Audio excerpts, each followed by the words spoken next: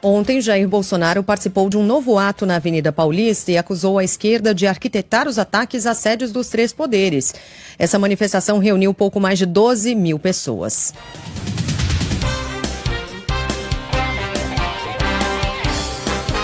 Um movimento, mais do que claro, orquestrado pela esquerda. Lula não estava em Brasília. No dia anterior, ele foi para Araraquara, porque sabia o que ia acontecer. Tanto é que as imagens de quase 200 câmeras sumiram. Tudo foi quebrado antes daquelas pessoas que, em parte, estavam no acampamento chegaram. Bolsonaro ainda fez referência ao fato de estar inelegível e afirmou que não precisa ser presidente para liderar. Me dei 50% da Câmara e 50% do Senado, que eu mudo o destino do Brasil. E digo mais, nem eu preciso ser presidente. Não interessa onde esteja, aqui ou no além.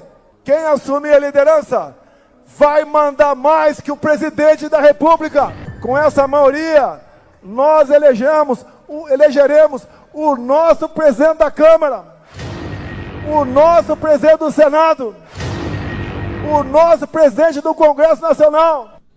Essa trilha aí ao fundo, evidentemente, foi utilizada pela própria equipe de Jair Bolsonaro. Nesse mesmo ato, o governador de São Paulo, Tarcísio de Freitas, atacou o governo Lula e disse que o Brasil não aguenta mais o PT. Nós vamos dar essa resposta no ano que vem, porque nós vamos nos reencontrar com a esperança.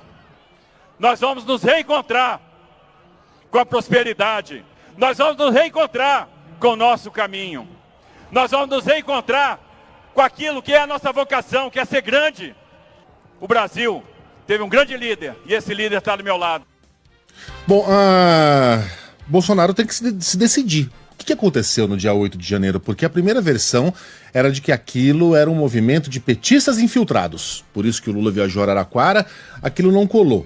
E aí virou um grupo de velhinhas com bíblias na mão, que estão sendo perseguidas pelo Poder Judiciário. Também não pegou muito. Aí viraram brasileiros inconformados com a fraude na eleição de 2022 e que estão sendo perseguidos pelo STF com penas gigantescas. 17 anos porque você pichou uma estátua com um batom e não sei o que lá porque quebrou um relógio, 14 anos, ditadura do Judiciário. E agora parece que o Bolsonaro deu a volta, né? Fez todo o caminho da ferradura e voltou pro infiltrados do PT. Né? Um esquema que foi conduzido ali pela esquerda, a revelia dos brasileiros patriotas que estavam lá exercendo o seu direito de protestar. Veja, Bolsonaro teve direito de defender essa tese em frente ao juiz, ao ministro que está conduzindo o julgamento.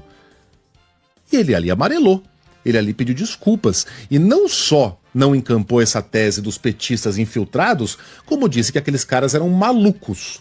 Aqueles caras que estavam lá lutando, pedindo uma intervenção militar para que continuasse o governo do Bolsonaro.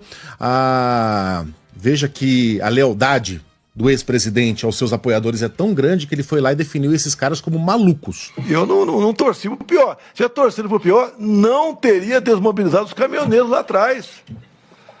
E talvez, pela minha figura, o pessoal não fez absurdo. Agora tem sempre os malucos ali que ficam aquela ideia, né, de AI-5, intervenção militar, que as Forças Armadas, os chefes militares jamais iam embarcar nessa, porque o pessoal estava pedindo ali, até porque não cabia isso aí, e nós tocamos o barco, né? Um coelhinho em frente ao ministro Alexandre de Moraes, um leão quando sobe no trio elétrico e não tem que responder, correndo o risco de ser preso a ninguém. Então, o Bolsonaro precisa se decidir. O que aconteceu no dia 8 de janeiro? Foram infiltrados ou foram velhinhas com bíblias? Foram brasileiros inconformados ou foram malucos?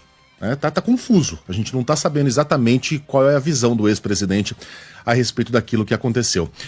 Eu já falei aqui em outros movimentos, quando os organizadores defendiam que havia 1 milhão de pessoas, a gente falava que aquilo era um delírio, mas que havia muita gente, 50 mil é bastante gente, 60 mil.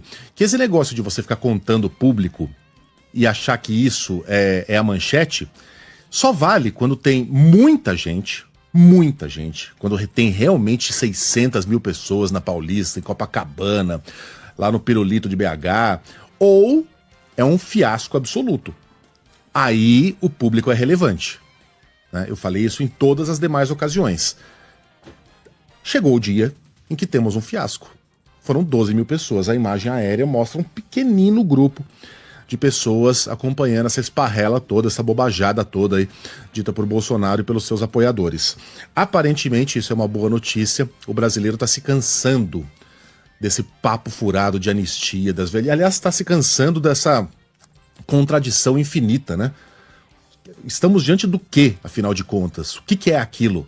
O que o Bolsonaro acha daquilo? Quem é Jair Bolsonaro? É o machão do palanque? É o coelhinho do STF?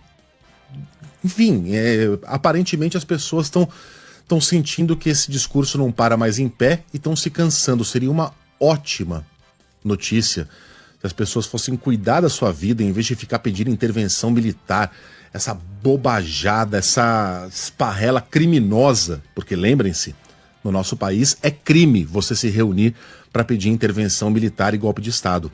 Isso por si só é um crime.